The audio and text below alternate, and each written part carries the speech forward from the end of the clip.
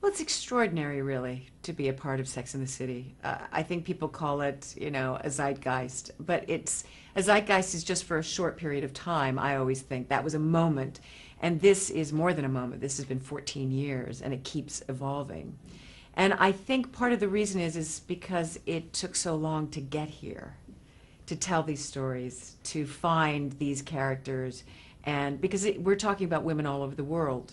We're all dealing with the same kind of issues, not just biologically, but politically, economically. We're all doing it. We're all trying to be mothers and best friends and wives. And it's a very complicated world that we live in post-feminism. So I think that for a very long time there was no outlet.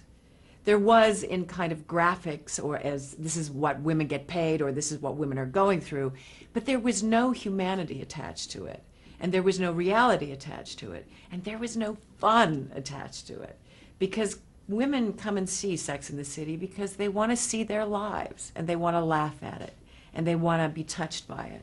And that's what I think this show continues to do in a very honest, true way.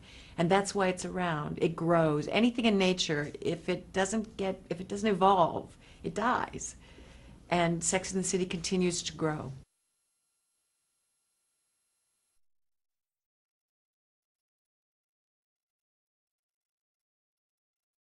Well, it just changed my life irrevocably being part of it. I mean, I'm known throughout the world. I'm known.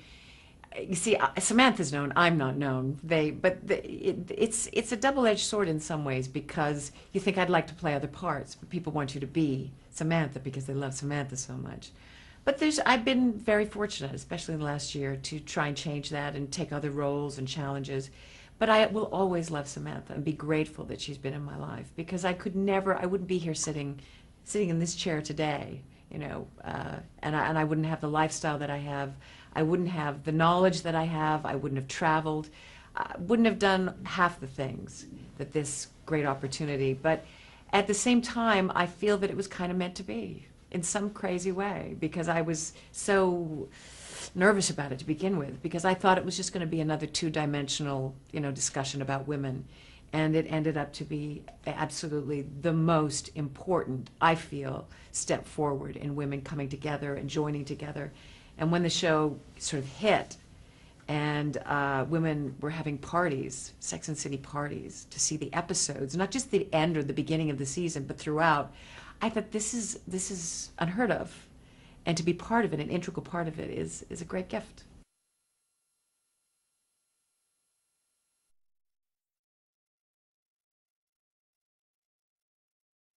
Oh, I thought some of the bathing suits that were created by this Turkish designer, I can't remember her name, were extraordinary. They were impossible to wear or get into, but they looked friggin' fabulous. They were amazing. And we also had this amazing artist from Japan. Her name is Naomi Yasuda, and she did all of these wonderful fingernails for me, which were all hand done and hand painted, because I wanted to get away from the clunky jewelry and all of that we'd done so much in the TV series, but I wanted some kind of accentuation. So we decided to have this terrific designer do these fingernails. So I loved coordinating my fingernail polish or my fingernail attaches to whatever outfit that I was changed into. It was just an added little a detail to Samantha's wardrobe, which I loved.